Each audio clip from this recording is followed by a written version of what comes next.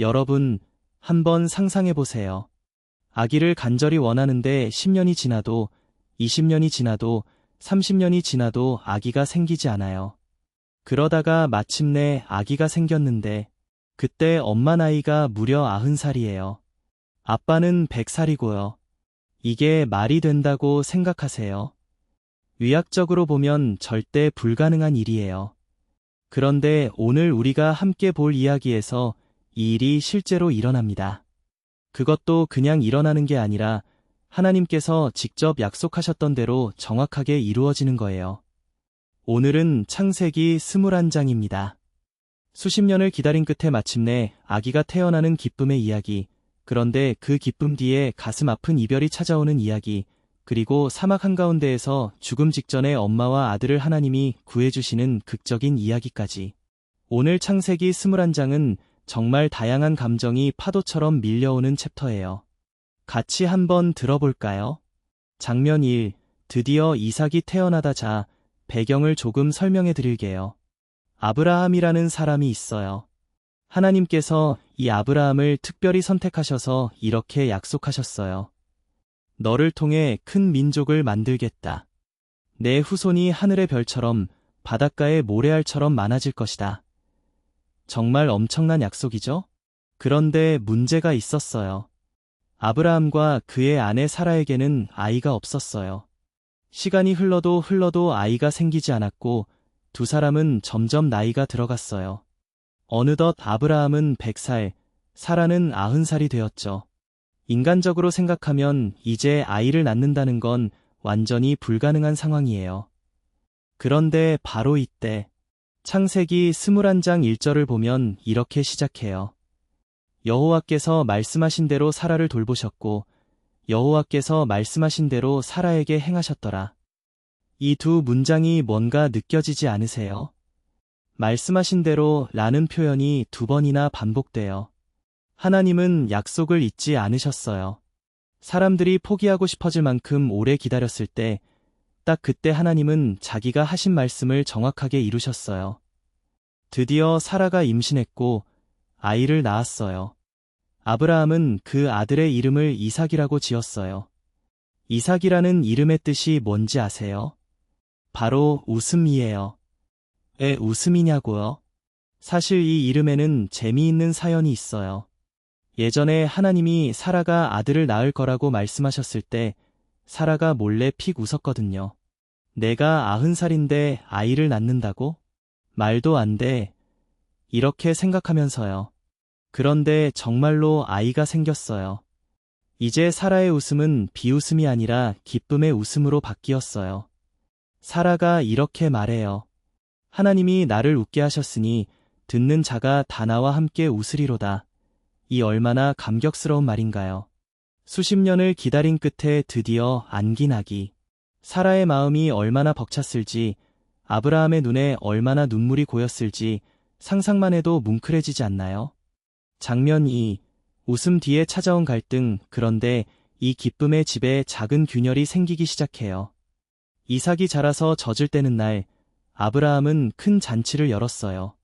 고대 시대에 젖을 뗀다는 건 아이가 무사히 어린 시절의 고비를 넘겼다는 뜻이라서 굉장히 큰 축하 행사였어요. 온 집안이 웃음꽃으로 가득했겠죠. 그런데 바로 그 잔치 자리에서 사라가 뭔가를 봤어요. 이삭보다 나이가 많은 다른 아이가 있었는데 그 아이가 어린 이삭을 놀리고 있는 거예요. 아니, 정확히는 히브리어 원문에 희롱한다는 표현이 쓰여 있어요. 뭔가 비꼬거나 놀리는 행동이었던 거죠. 이 아이의 이름은 이스마엘이에요. 그리고 이스마엘의 엄마는 하갈이라는 여성인데 하갈은 원래 사라의 몸종이었어요.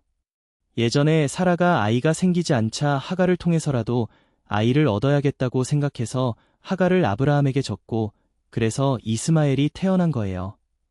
아브라함에게는 이스마엘도 소중한 자식이었어요. 그런데 사라는 이 장면을 보고 굉장히 불편해졌어요. 그래서 아브라함에게 강하게 요청해요.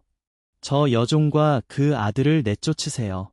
저 여종의 아들이 내 아들 이삭과 함께 유산을 나눠 가져서는 안 돼요. 아브라함은 이 말을 듣고 굉장히 괴로워했어요. 이스마엘도 자기 아들이잖아요. 아버지 마음으로는 얼마나 힘들었겠어요. 아이를 내보낸다는 건 정말 마음이 찢어지는 일이니까요. 그런데 하나님이 아브라함에게 말씀하셨어요. 아브라함아, 이 일로 너무 괴로워하지 마라. 사라가 하는 말을 들어라. 이삭을 통해 내 이름이 이어질 것이다. 하지만 하갈의 아들도 걱정하지 마라. 그 아이도 내가 큰 민족을 이루게 하겠다. 하나님은 아브라함의 아픔을 아시면서도 더 큰 계획을 위해 이 결정을 허락하셨어요. 장면 3. 하갈과 이스마엘, 광야로 나서다 다음날 아침, 아브라함은 일찍 일어나서 떡과 물 한 가죽 부대를 챙겨서 하갈의 어깨에 얹어주고 아이와 함께 떠나보냈어요. 이 장면을 상상해 보세요. 새벽빛이 막 밝아오는 아침, 아브라함은 하갈에게 물 한 부대와 약간의 음식을 건네요. 말로는 표현할 수 없는 감정이 두 사람 사이에 흘렀을 거예요. 하갈은 아이의 손을 꼭 잡고 길을 나섰겠죠. 아브라함은 그 뒷모습을 바라봤을 거고요. 하갈과 이스마엘은 브엘세바 광야 쪽으로 걸어 들어갔어요. 광야라는 곳이 어떤 곳이냐면 뜨거운 햇살이 내리쬐고 나무 그늘 하나 없이 모래와 돌만 펼쳐진 곳이에요. 그 안에서 방향을 잃고 헤매다 보면 금방 탈수 증상이 와요. 결국 물이 다 떨어졌어요. 광야 한가운데에 물 한 방울 없이 남겨진 엄마와 아이. 하갈은 더 이상 걸을 수가 없었어요. 아이도 기진맥진했어요. 하갈은 이스마엘을 덤불 아래 눕혔어요.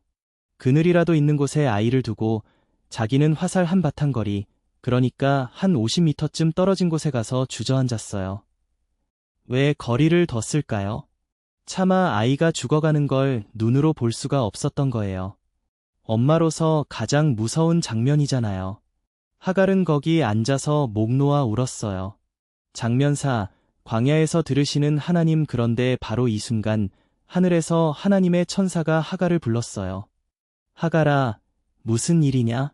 두려워하지 마라. 하나님이 저기서 우는 아이의 소리를 들으셨다. 여기서 잠깐 정말 중요한 포인트가 있어요. 이스마엘이라는 이름의 뜻이 뭔지 아세요? 바로 하나님이 들으신다예요. 그리고 지금 이 순간 이름 그대로 하나님이 이스마엘의 우는 소리를 들으셨어요. 이름과 이야기가 이렇게 딱 맞아 떨어지다니 소름 돋지 않나요? 천사는 계속 말했어요. 일어나서 아이를 안아라. 내가 그를 큰 민족이 되게 하겠다. 그리고 하나님이 하갈의 눈을 여셨어요. 그러자 그 앞에 우물이 보였어요. 광야 한가운데에서 갑자기 물이 있는 곳을 발견한 거예요. 하갈은 급히 가서 가죽 부대에 물을 채워서 아이에게 마시게 했어요. 이 우물이 처음부터 거기 있었을까요? 아니면 하나님이 새로 만드셨을까요? 성경은 명확하게 말하지 않아요. 하지만 한 가지는 분명해요. 하갈이 절망 속에서 눈이 흐릿해졌을 때 하나님이 그 눈을 열어서 보게 해주셨다는 거예요. 때로 우리에게 필요한 건 새로운 기적이 아니라 이미 있는 것을 볼 수 있는 눈일지도 몰라요. 이스마엘은 살았어요. 그는 광야에서 자라났고 활을 잘 쏘는 사람이 되었어요. 그리고 하나님의 약속대로 큰 민족의 조상이 되었죠. 오늘날 아람 민족의 조상이 바로 이스마엘이라고 전해지기도 해요. 하갈의 이야기는 우리에게 정말 많은 걸 생각하게 해요. 그녀는 자기 의지로 이 상황에 뛰어든 게 아니었어요. 다른 사람의 결정에 의해 끌려다니다가 결국 광야에 버려지다시피 한 여성이에요. 아무도 알아주지 않는 것 같은 그 고통 속에서도 하나님은 하갈을 이름으로 부르셨고 그 아이의 울음소리를 들으셨어요. 하나님 앞에서는 아무도 보잘것없거나 잊혀진 존재가 아니에요. 장면 5. 아브라함과 아비멜렉의 우물 계약자. 이야기는 여기서 끝나지 않아요. 창세기 21장 후반부에는 또 다른 에피소드가 나와요. 분위기가 좀 달라지면서 이번에는 계약 이야기가 등장해요. 아비멜렉이라는 사람이 있어요. 이 사람은 그랄이라는 지역의 왕인데 당시 아브라함이 살던 지역의 실력자였어요. 아비멜렉은 자기 군대 장관 비고를 데리고 아브라함에게 찾아왔어요. 왜 왔냐고요?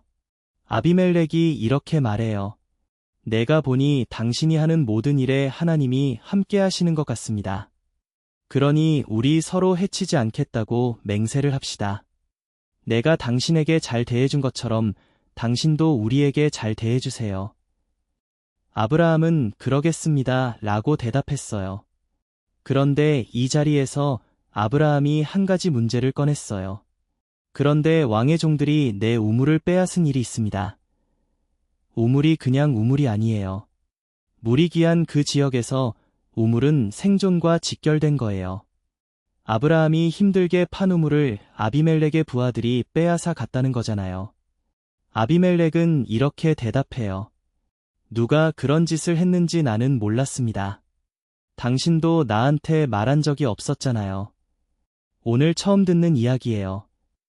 두 사람은 거기서 언약, 그러니까 공식적인 약속을 맺었어요. 그리고 아브라함은 아비멜렉에게 양과 소를 선물로 줬어요. 그 중에서도 특별히 어린 암양 7마리를 따로 구별해서 아비멜렉 앞에 세웠어요. 아비멜렉이 물었어요. 이 7마리를 따로 세우는 건 무슨 뜻입니까? 아브라함이 대답했어요. 이 암양 7마리를 받아주세요. 그래서 내가 이 우물을 팠다는 것을 증거로 삼아주세요. 이렇게 해서 그 장소의 이름이 생겼어요. 바로 브엘세바라는 이름인데 히브리어로 7의 우물 또는 맹세의 우물이라는 뜻이에요. 7마리 양으로 맹세를 했으니까요. 재미있죠? 아비멜렉과 군대 장관 비골은 언약을 맺은 후에 블레셋 땅으로 돌아갔어요. 아브라함은 브엘세바에 에셀나무를 한 그루 심었어요. 에셀나무는 사막 지역에서도 잘 자라는 나무인데 뿌리를 깊이 내리는 것으로 유명해요. 아브라함은 그 나무 아래에서 영원하신 하나님, 즉 엘올람의 이름을 불렀어요. 그리고 아브라함은 블레셋 사람들의 땅에서 오랫동안 살았어요. 교훈 요약. 오늘 이야기에서 우리가 가져갈 것들 자, 오늘 창세기 21장을 다 둘러봤는데요. 정말 다양한 이야기들이 한 챕터 안에 담겨 있.